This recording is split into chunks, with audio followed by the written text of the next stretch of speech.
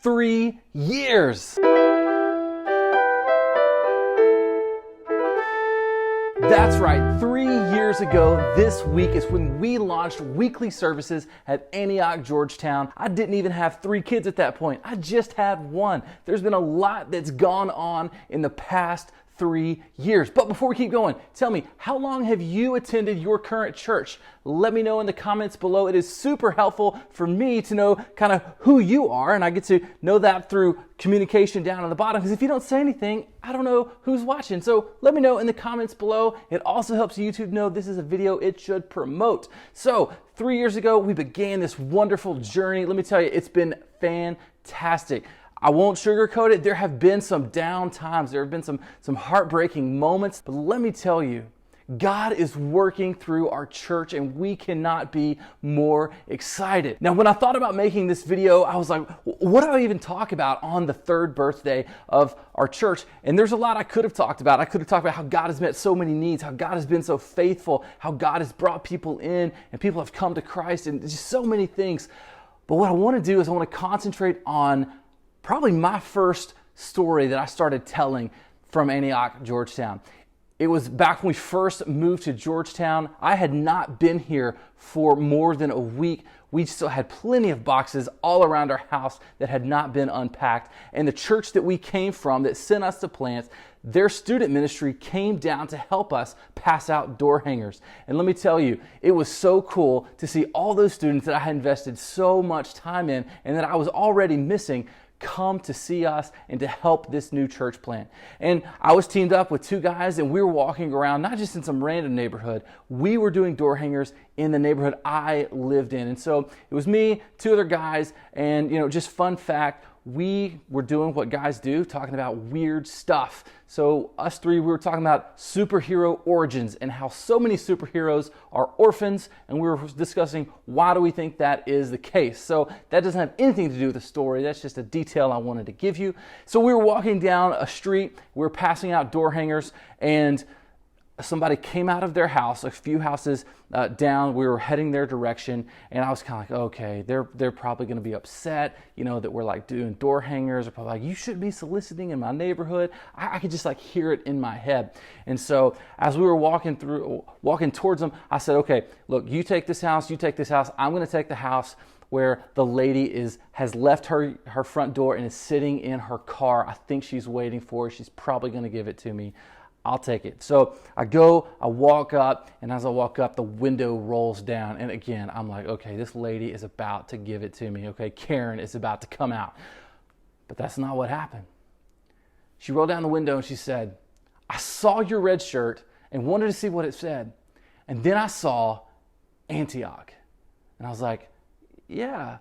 She goes, this morning, I saw your logo on Facebook, and it stuck in my head. I was like, wow, it's a cool logo. She had a marketing background. She's like, that's a cool logo. And it just kind of stuck in her head. And then I saw your shirts walking this way. I had to, this was a sign. And so I gave her a door hanger, and lo and behold, she came. She was baptized. She was actually in our first baptism service. And a year later, her mom had come to Christ and was baptized.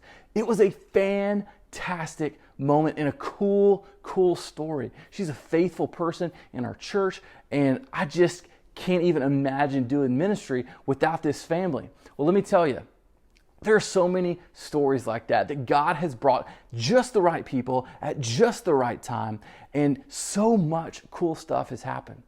Well, back in the beginning, we relied a lot on things like door hangers and marketing on Facebook and things like that. And to be honest, yes, we still do that because yes, it's still valuable. But can I tell you the most important thing that we do to get the word out about our church?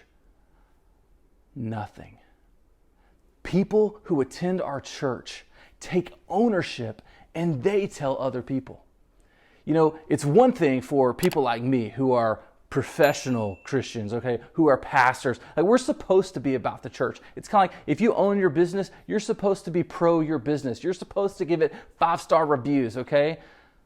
But when someone who is not a pastor gets invested in what God is doing in a church, and they begin to take that ownership of inviting people, of investing in their lives and inviting them not just to come to a building, but to sit with their family at church, that is when God can really show out and people start to come because they are attracted to faith like that. An active faith that's bringing people in and bringing people to the feet of Christ.